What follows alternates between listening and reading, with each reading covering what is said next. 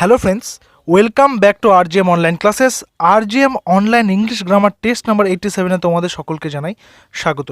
আমাদের RGM education YouTube চ্যানেলে already আমরা ইংলিশ গ্রামারের প্রত্যেকটি টপিককে ধরে ধরে তাদের নিয়ম, তাদের মক টেস্ট, তাদের উদাহরণ প্রত্যেকটা ভিডিও আমরা শেয়ার করেছি তোমাদের সাথে।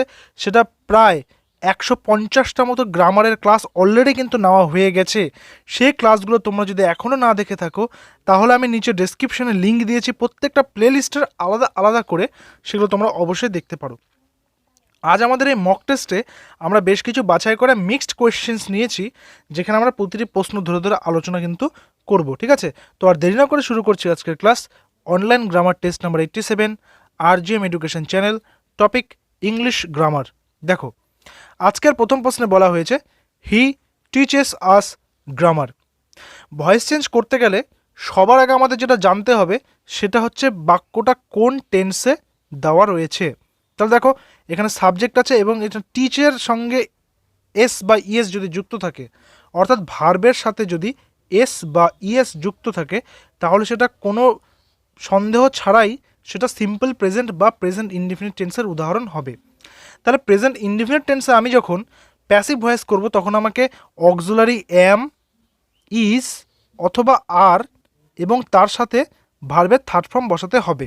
ঠিক আছে, এবং তাছাড়া কিন্তু অতিরিক্ত কোনো অক্সিলারি বা ভার্ব কিন্তু এখানে বসবে না। তাহলে আমরা একটু দেখে নেব যে এখানে এম ইজ আর এবং তার সঙ্গে ভার্বের থার্ড ফর্ম কোন কোন উদাহরণে বসানো হয়েছে। দেখো, প্রথমে ইজের সঙ্গে টট রয়েছে, সেকেন্ডলি আর এর সাথে বিং, তারপরে টট। বিং তো হয় না, বিং তো কন্টিনিউয়াসের ক্ষেত্রে হয়, তাহলে এটা বাদ, এটা ভুল আছে। সিনেমা দেখো গ্রামার ইজ বিং রয়েছে, তাহলে এখানেও বিং রয়েছে, এটাও তাহলে কিন্তু বাদ। থাকছে আমাদের ডি আর এ। এক্ষেত্রে বলে রাখি, আমাদের ভার্বকে আমরা যখন প্রশ্ন করব যে কি বা কাকে দিয়ে, তখন কিন্তু আমরা অবজেক্টটা পাবো। তাহলে টিচ কি পড়ায়, গ্রামার পড়ায়, কাকে পড়ায় বা কাদের পড়ায়, আমাদের পড়ায়। তাহলে এখানে আস নিজেও একটা গ্রামার মানে অবজেক্ট, গ্রামারটাও নিজে কিন্তু একটা অবজেক্ট, অর্থাৎ এখানে দুটো অবজেক্ট কিন্তু আমি দেখতে পাচ্ছি। ওকে, আমাদের বি আর সি কিন্তু বাদ চলে গেল, কিন্তু আমরা এখানে দুটো অবজেক্ট দেখতে পাচ্ছি। কি করব যখন দুটো অবজেক্ট থাকবে? মনে রাখতে হবে, যখন কোনো অ্যাক্টিভ ভয়েসে দুটো অবজেক্ট থাকবে তখন যেটা লাইফলেস বা অপ্রাণীবাচক অবজেক্ট, সেটাকে যদি আমরা সাবজেক্ট হিসাবে নিই, সেটা একরকমভাবে আমাদের ভয়েস চেঞ্জ হবে। আমরা যদি অর্থের সুবিধার জন্য যেটা লাইভলি অবজেক্ট রয়েছে সেটাকেও যদি নিই তাও কিন্তু হবে। দেখো, অপশন নাম্বার এ বলেছে grammar is taught to us by him, অর্থাৎ গ্রামারটা এখানে আসলো লাইফলেস, যেহেতু এটা অপ্রাণীবাচক অবজেক্ট, তারপরে ইজ বসলো, তার সাথে ভার্বের থার্ড ফর্ম টট বসলো, আসটা টু আস বসলো, তারপরে বাই হিম বসলো। ডি নাম্বারে কি বলেছে, এই আসটাকে চেঞ্জ করে উই করা হলো, তাই তো, উইয়ের সঙ্গে আর বসলো, টট গ্রামার বাই হিম। তাহলে এখানে অপশন নাম্বার এ আর অপশন নাম্বার ডি দুটোই কিন্তু কারেক্ট। ঠিক আছে, দুটোই কিন্তু গ্রামাটিক্যালি কারেক্ট। ওকে, তাহলে অপশন নাম্বার এ হলেও ঠিক, অপশন নাম্বার ডি হলেও ঠিক হবে। নেক্সট চলে আসে নাম্বার 2, বলছে ডু ইউ ইমিটেট আদার্স, তুমি কি অন্যদের নকল করো? এটা কোয়েশ্চেন মার্ক আছে। মনে রাখতে হবে, আমরা টেন্স প্রথমে দেখবো, তাই তো, তাহলে ডু আছে, ডু দিয়ে যখনই কোনো প্রশ্ন করা হবে তখন সেটাও কিন্তু সিম্পল প্রেজেন্ট টেন্সেরই উদাহরণ। ওকে, সিম্পল প্রেজেন্ট বা প্রেজেন্ট ইনডিফিনিট। তাহলে আমাদের দেখতে হবে, যেহেতু ডু দিয়ে শুরু হয়েছে তাহলে অক্সিলারি অ্যাম ইজ আর দিয়ে সেই বাক্যটা শুরু হবে। তাহলে দেখে নেই যে অ্যাম ইজ আর অর্থাৎ প্রেজেন্ট ইনডিফিনিট টেন্সে যে অক্সিলারিগুলো রয়েছে প্যাসিভ ভয়েস করার সময়, সেই অ্যাম ইজ আর দিয়ে কোন কোন বাক্যগুলো শুরু হয়নি। দেখো, সি নাম্বার ওয়ার দিয়ে শুরু হয়েছে, তাহলে সি নাম্বারটা বাদ যাচ্ছে। ডি নাম্বারটা হ্যাভ দিয়ে শুরু হয়েছে, ডি নাম্বারটাও বাদ কিন্তু যাচ্ছে। থেকে যাচ্ছে এ আর বি, দুটোই কিন্তু অ্যাম ইজ আর এর মধ্যে একটাতে শুরু হয়েছে।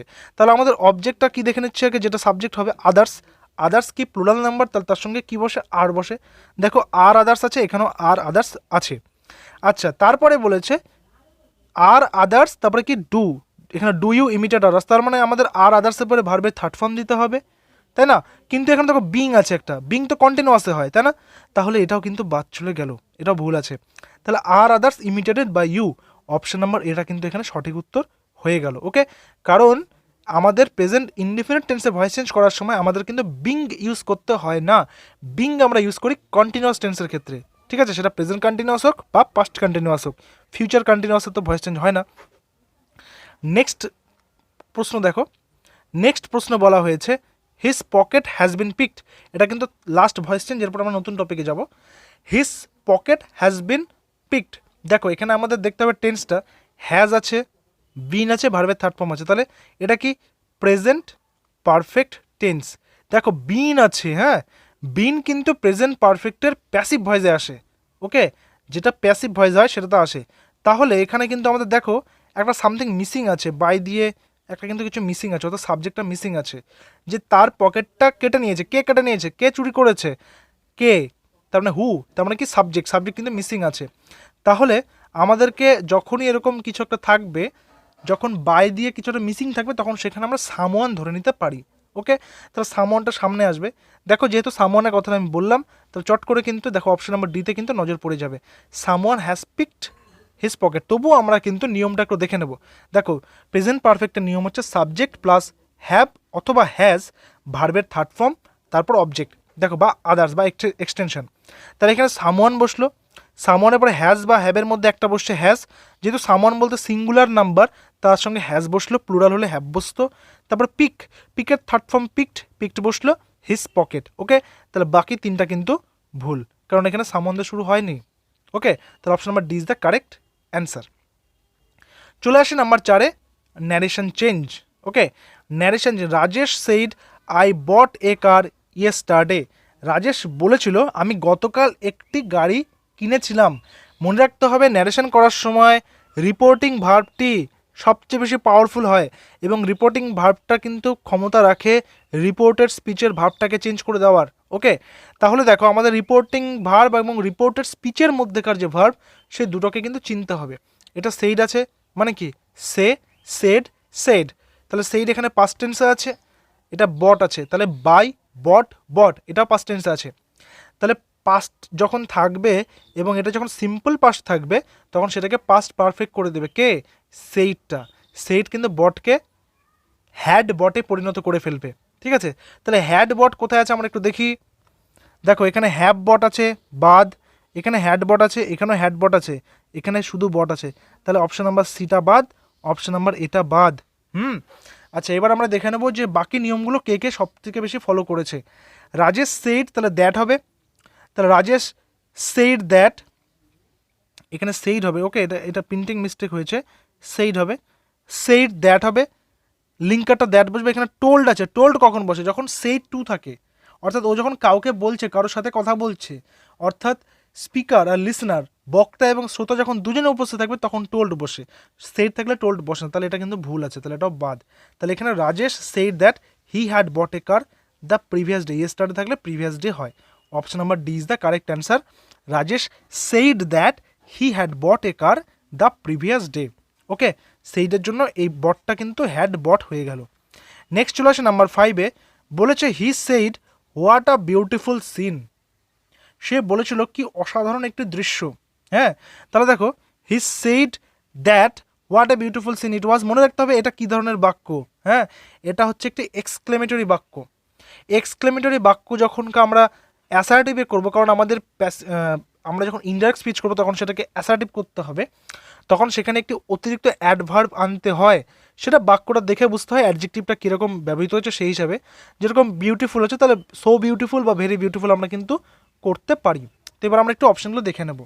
হি said that what a beautiful scene it was, he wondered that it was a beautiful scene, he exclaimed what a beautiful scene it was, he exclaimed that it was a very beautiful scene. তাহলে what a beautiful scene, কি সুন্দর একটা দৃশ্য, ঠিক আছে। তাহলে এইখানে এই বাক্যটাকে আমরা প্রেজেন্ট সেন্সে ধরে নিয়ে আমরা সেটাকে পাস্ট টেন্সে করবো, অর্থাৎ ইট ওয়াজ দিয়ে আমরা কিন্তু বাক্যটাকে শুরু করতে পারি। তাহলে অপশন নাম্বার ডি দেখো, he exclaim that it was a very beautiful scene, এটা কিন্তু একেবারে এই নিয়মটাকে ফলো করছে, অর্থাৎ এক্সক্লেমেটরি থেকে কিন্তু অ্যাসার্টিভে ন্যারেশনটা চেঞ্জ হচ্ছে। বাকিগুলোতে দেখো কোথাও ইট ওয়াজ দিয়েছে শেষের দিকে, পরে এখানেও দিয়েছে শেষের দিকে, এখানে আবার ইট ওয়াজ এ বিউটিফুল সিন, এখানে ভেরিটা ইউজ করেনি, অর্থাৎ অ্যাডভার্বটা ইউজ করেনি, ঠিক আছে। কিন্তু অপশন নাম্বার ডি কিন্তু সমস্তটা করেছে, তাহলে ডি এখানে কারেক্ট অ্যান্সার। এবার আমরা দেখব কমন এরার্স বা এরার কারেকশন। কমন এরার্সের প্রথম প্রশ্ন আজকে বলা হয়েছে, the reason we have not been able to pay income tax is due to the fact that we did not receive on time. এই তিনটা থাকে এবং আরেকটা থাকে হচ্ছে নো এরর, মানে কোনো ভুল নেই। ঠিক আছে, তোমাদের দেখতে হবে চারটা পার্টের মধ্যে কোন পার্টটাতে ভুল আছে বা কোনো ভুল আছে কি না নেই। তো আমরা একটু অ্যানালাইজ করব। নাম্বার এতে কি আছে, the reason we have not been able to pay income tax, অর্থাৎ যে কারণে আমরা ইনকাম ট্যাক্সটা পে করতে পারিনি। এখানে গ্রামাটিক্যালি কোনো মিস্টেক নেই, কারণ এখানে হ্যাভ আছে, নট আছে, বিন আছে, আর সমস্তটা মেনটেন করেছে। তারপরে বলছে is due to the fact. Is due to the fact মানে হচ্ছে এটা প্রেজেন্ট ফর্মে চলছে, এটা প্রেজেন্ট ফর্মে চলছে, এখানে সমস্যা নেই, মানে যে কারণের জন্য মানে ট্যাক্সটা পে হয়নি সেটা বলছে। That we did not receive on time, আমরা আগে ডিড নট রিসিভ অর্থাৎ আমরা আগে কোনো খবর পাইনি, তার মানে এটাও কিন্তু ঠিক আছে।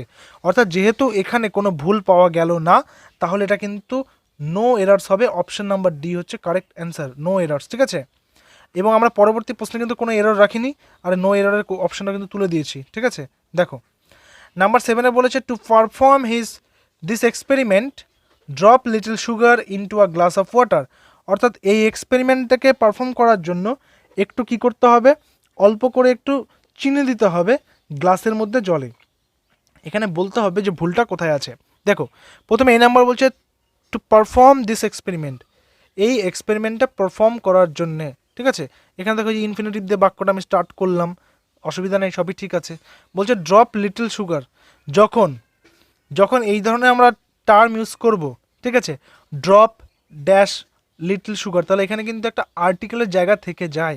আমি যদি এখানে ড্রপ এ লিটল সুগার করি, অর্থাৎ এই ড্রপের পরে যদি একটা এ ইউজ করি, drop a little sugar into the glass of water, তাহলে কিন্তু এটা অ্যাপ্রোপ্রিয়েট হয়। অর্থাৎ এখানে কিন্তু অপশন নাম্বার বিতে কিন্তু ভুল রয়েছে, পার্ট নাম্বার বিতে কিন্তু ভুল রয়েছে। কি নেই এখানে, ড্রপের পরে এ কিন্তু ওখানে নেই। ওকে, তারপর নাম্বার 8 বলেছে a nation wide survey has brought up an interesting finding regarding infant mortality rate in India.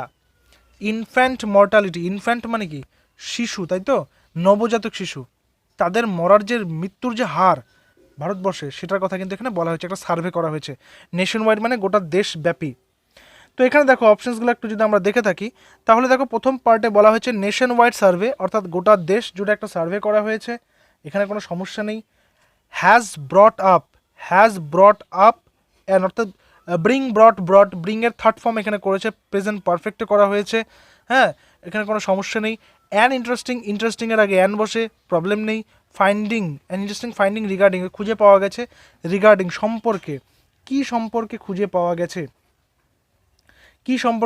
গেছে, the infant mortality. Regarding the অর্থাৎ কোনো একটা পার্টিকুলার টপিক নিয়ে যখন আলোচনা করা হবে, তখন তার আগে আর্টিকেল দ্য ইউজ করতে হবে। হ্যাঁ, অর্থাৎ এটাকে দি ইনফ্যান্ট বলা যেতে পারে, কারণ সাউন্ড যদি ভাওয়েল সাউন্ড হয় তাহলে টিএইচি ওটা দি উচ্চারণ হয়, আর সাউন্ড যদি কনসোনেন্ট হয় তাহলে টিএইচি দ্য উচ্চারণ হয়। ওকে, তাহলে দি ইনফ্যান্ট মর্টালিটি। ওকে, তাহলে অপশন নাম্বার ডিতে কিন্তু এখানে ভুল রয়েছে, ইনফ্যান্টের আগে একটা টিএইচি দি বসবে। নাম্বার 9-এ কী বলা আছে দেখো, বলছে the recent study has indicated that there is perceptible change in the attitudes of the people, অর্থাৎ the recent study has indicated present perfect টেন্সে করা রয়েছে এখানে, তাই তো। Has indicated there is perceptible changes in the attitudes of the people, বলতে হবে চারটা পার্টের মধ্যে কোনটাতে রয়েছে ভুল।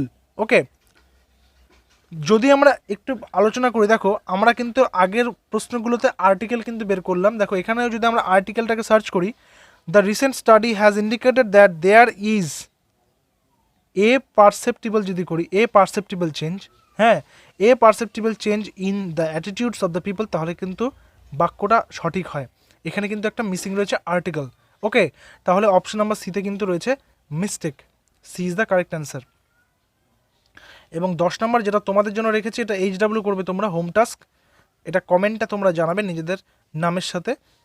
হি was fascinated by insects A, and the more he studied their habits B, greater was his fascination C. যদি কোনো ভুল না থাকে তাহলে তোমরা নো এরর কিন্তু লিখতে পারো।